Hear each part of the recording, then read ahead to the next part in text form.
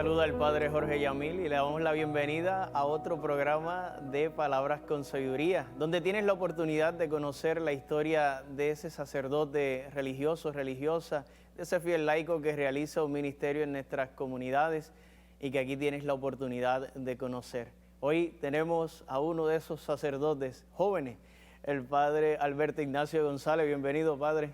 Un placer, Padre Yamil, y agradecido nuevamente de estar aquí en este estudio de Teleoro Canal 13, que hacía muchísimos años no lo visitaba. Qué bien, bueno, pues siempre hay una buena excusa. Y hoy quizás lo habías visitado en el pasado, pero nadie conoció un poquito tu historia, así que hoy no solo la carita y el nombre, sino un poquito qué está detrás de ese Padre Alberto, y es lo que queremos hoy pues conocer.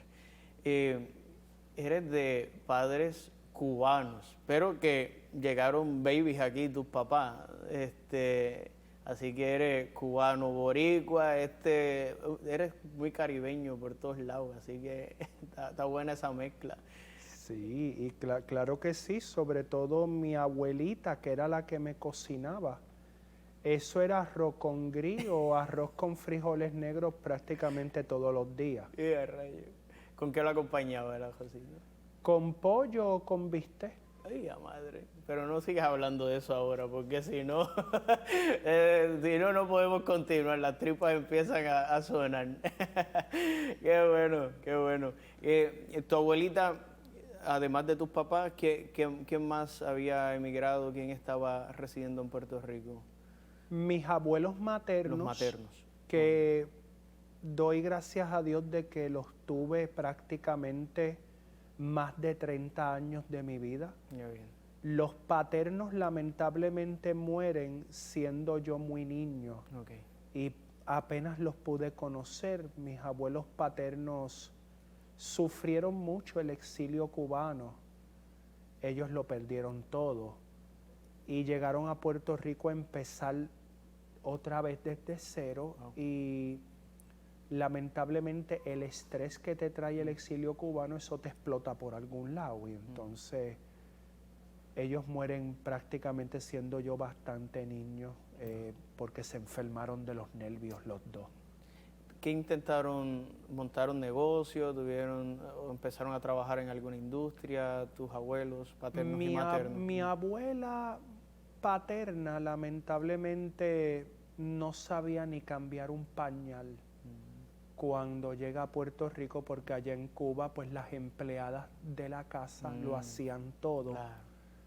Y ellos vivían en una hacienda donde trabajaban la tierra. Al ellos llegar a Puerto Rico, mi abuela paterna tuvo que comenzar a aprender a lo que es cambiarle un pañal a un hijo. Y tuvo que comenzar a aprender prácticamente a ser mamá. Entonces mi abuelo paterno empezó a meterse en distintos negocios relacionados a ventas para buscarse el dinero. Claro.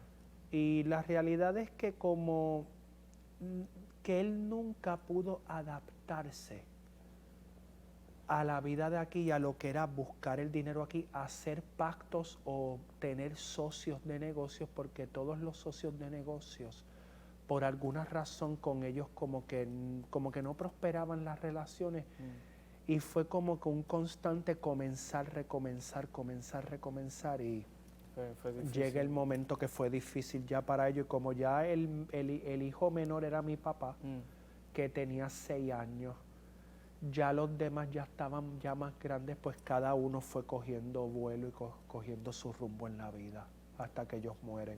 Qué bien. Llegan y se establecen, tus papás residen actualmente en Bayamón, pero sí, allí llegaron, donde están residiendo ahora. Y allí llegaron cuando ellos contraen matrimonio en el 1981 en la parroquia Sagrado Corazón de Jesús de University Gardens en Mayagüez. Ellos comienzan a vivir alquilados en el condominio San Patricio, en la avenida San Patricio en Guaynabo, donde yo fui bautizado con apenas 5 meses de nacido en la parroquia Nuestra Señora de Belén, justo al lado de ese condominio. Pero luego cuando ya empiezan a tener un poquito más de capital, compran una casa ya pues en Villas del Río Bayamón, la comunidad de Río Bayamón Sur, que era un área que en aquel entonces estaba en desarrollo.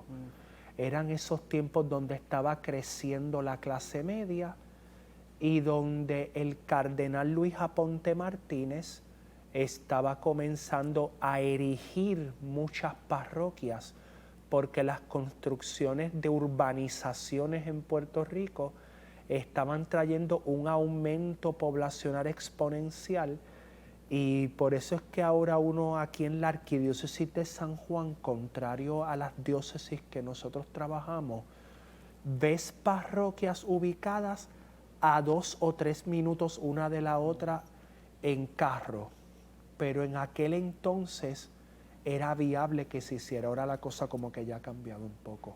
Qué bien. Además, ¿verdad? Estabas comiendo tu arroz con gris con pollo y viste ahora a comer chicharrón de Bayamón. ¿Cómo va entrando junto, ¿verdad?, con aspecto cultural? Me imagino pues toda esa adaptación que vas viendo de tus abuelos, tus padres pues ya van creciendo aquí en la isla, pero ¿cómo va desarrollándose la fe? ¿De dónde identificas que viene esa vena más de fe católica cristiana? ¿Fue con tu abuelita junto con el arroz con gris o viene más ya posterior? Fue gracias a mi abuela materna. Okay. Si hay una persona a la cual yo le debo que soy sacerdote, es a mi abuela materna. ¿Cómo se llama? Hilda Seara Álvarez, de feliz memoria. Igual que tu mamá, Hilda. Hilda también. Pues ella, mi abuelita, que en paz descanse, siempre en la casa estaba la imagen de la Caridad del Cobre. Y esa imagencita de la Caridad del Cobre que ella tenía en un pedestal, en una pared, y una imagen de la Caridad del Cobre que tan pronto ella muere, yo la quise heredar, me la llevo para la casa parroquial. Y al lado un rosario bien grande de estos de pared, pues ya esa idea visual de un niño era ya la primera vivencia de fe. Y ver a mi abuelita que besaba la imagen todas las mañanas cuando se levantaba, y hacer una oración frente a la imagen cada cierto tiempo, uno como niño absorbe como una esponja ese tesoro de la fe que se transmite en un espacio tan privilegiado como la familia. Súmale a eso que todos los domingos era ella la que me llevaba a la parroquia María Madre de la Iglesia en Villanevares. Y era ahí donde nos sentábamos ella y yo en el primer banquito para la Santa Misa. Y fue más o menos ya como a los 6 años que yo le decía a ella, mira, yo voy a ser como él. El que tiene las ropas esas puestas, pues yo quiero ser como él, abuela. Y ella me decía, déjate de cosas, tú eres como un niño todavía. Entonces como que no le dio importancia, pero ya era como esa gracia de Dios ya va actuando, porque la vocación se hace, no nace, o sea, se hace. Fue despertando todo eso que ibas viendo, ese acompañarle a la iglesia, lo que fue despertando algo. Sin embargo, tú no, una vez te gradúas de tu escuela superior, no son los planes inmediatos. Quizá tu abuela en aquella primera respuesta pues no estaba del todo equivocada. Era un niño, ¿verdad?, que estaba viendo algo particular, pero no fue que tú tú ya estabas en tu adolescencia y juventud lo tenías claro, porque tenías otros planes. ¿Qué hizo cambiar un poco el rumbo de ese altar a ir detrás de las cámaras y demás? Porque estudiaste periodismo. precisamente. ¿Qué es lo que te va llevando y qué es lo que te va trayendo por este camino? Fíjate que una de las grandes, yo diría, errores que quizás mi abuela cometió conmigo es que me sobreprotegió mucho. Al ella sobreprotegerme mucho, tú creces en una burbuja que te protege, donde es colegio, casa, colegio, casa, colegio, casa, y esa burbuja donde tú solamente conoces lo que aprendes en un colegio católico y donde absorbes como una esponja lo que ves en una parroquia, lo que ves en casa de tus abuelos. ¿Qué pasa? Es una visión miope del mundo.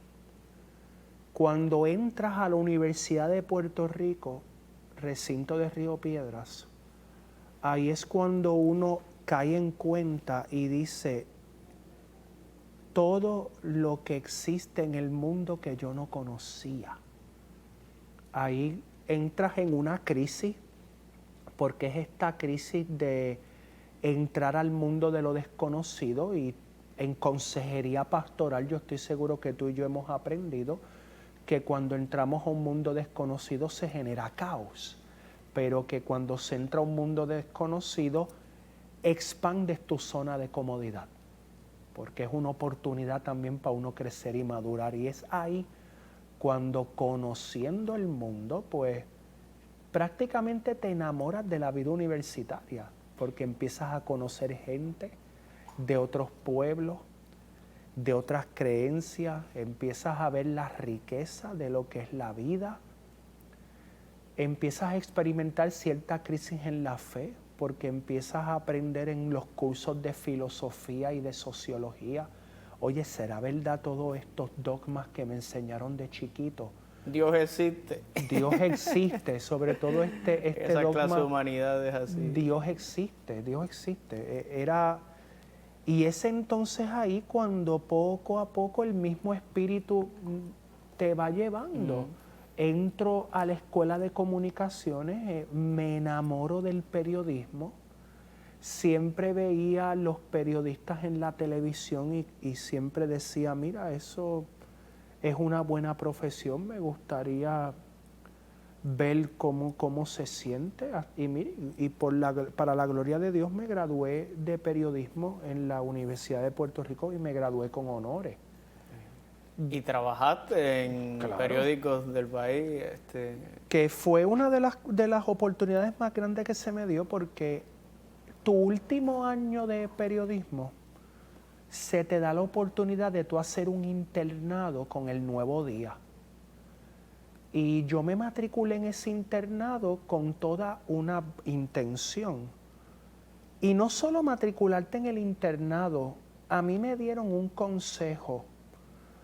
Tienes que cumplir 20 horas semanales en la redacción del Nuevo Día. Esas 20 horas semanales, ve los días donde la mayoría de los reporteros tienen libre, donde no haya muchos en la redacción, porque esas son las oportunidades de tú tener trabajo. Y eso era lo que yo iba los domingos, iba los viernes, porque esos eran los días donde muchos estaban libres, sobre todo domingo. Oye, y la cantidad de trabajos que yo tuve como domingo, y como en un internado, tú eres literalmente un periodista más de la redacción. Y como domingos, por ejemplo, que surgían eventos tan importantes en el país, de muertes de alguna figura pública, tú eres el reportero que estás en redacción disponible y tienes que irte al fil a cubrir eso tú. Y ese editor está poniendo esa confianza en ti, te estás probando. Pues mira, inevitablemente ese buen consejo que me dieron, yo les hice caso. Y luego de haberme graduado de periodismo, ya yo tenía trabajo en la redacción del Nuevo Día. Fue mi manera de entrar. ¿Cómo sales de este mundo que cuando todavía lo dices, veo que te apasiona? por eso decides continuar estudios posgraduados en administración de empresas, entiendo, tu maestría y demás. O sea, que tenías quizá todavía un proyecto de negocio, de desarrollarte quizá en este campo y tener igual tus producciones. ¿Cómo el Señor te va marcando simultáneamente otro camino que es donde hoy estamos? ¿Cómo te va iluminando este otro camino? Porque en el año 2011 nombran director del periódico El Visitante a Jaime Torres Torres. Jaime Torres Torres fue compañero mío de redacción en El Nuevo Día. Y Jaime Torres Torres y yo veníamos de la cultura laboral del Nuevo Día, una cultura laboral estresante, agresiva, puede ser en cierto modo hasta maltratante, porque es un diario que se publica todos los días, donde todos los días tú tienes cierres a las 6 de la tarde, donde la redacción no aguanta que tú no estés a tiempo con lo que tienes que redactar y donde constantemente tú estás en un teclado, escribe con un editor aquí al lado dándote instrucciones de lo que tienes que hacer y de lo que hay que corregir y de lo que... Entonces esa cultura de trabajo, cuando llegamos él y yo al periódico El Visitante, a él lo nombran director, en ese entonces el obispo Rubén González Medina pasa a ser el presidente de la conferencia episcopal.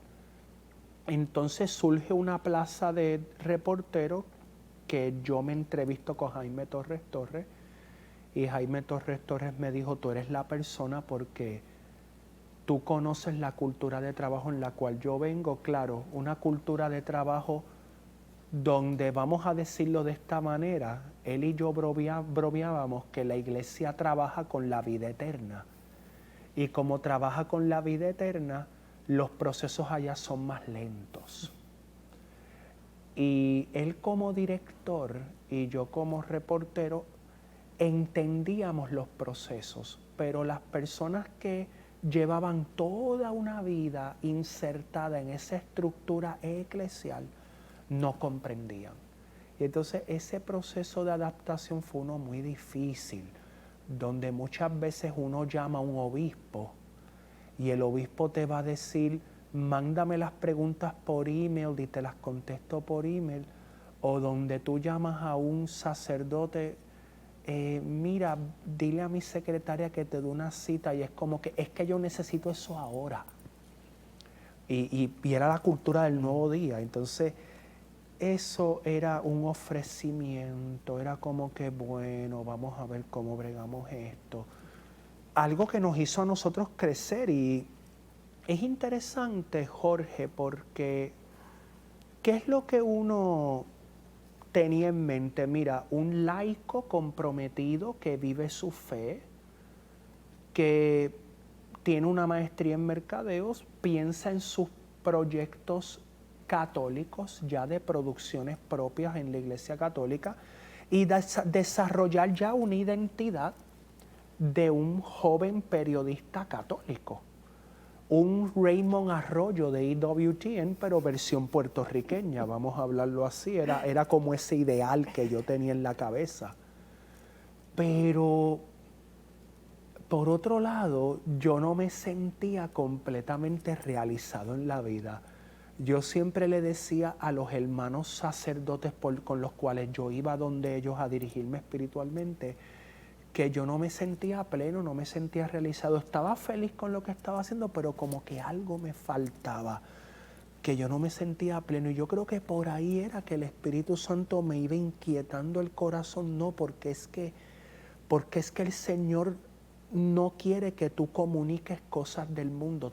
Él lo que quiere es que tú comuniques a Cristo, ¿sabes? Y desde el ministerio sagrado de la iglesia.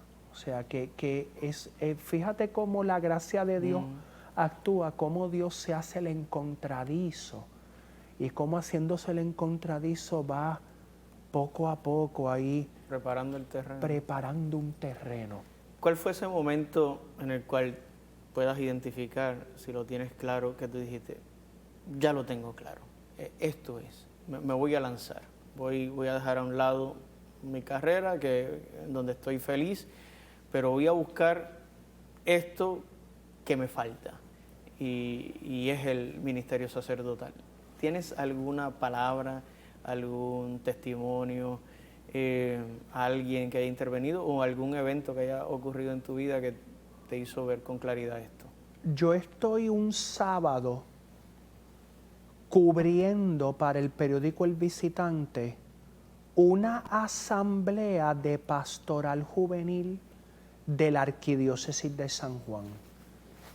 Esa asamblea de pastoral juvenil la estaban llevando a cabo en un hogar ubicado en Villa Caparra, que ya cerró. Allí estaban unas religiosas, pero ya ese lugar lo cerraron y ya esas religiosas se fueron de Puerto Rico, tengo entendido.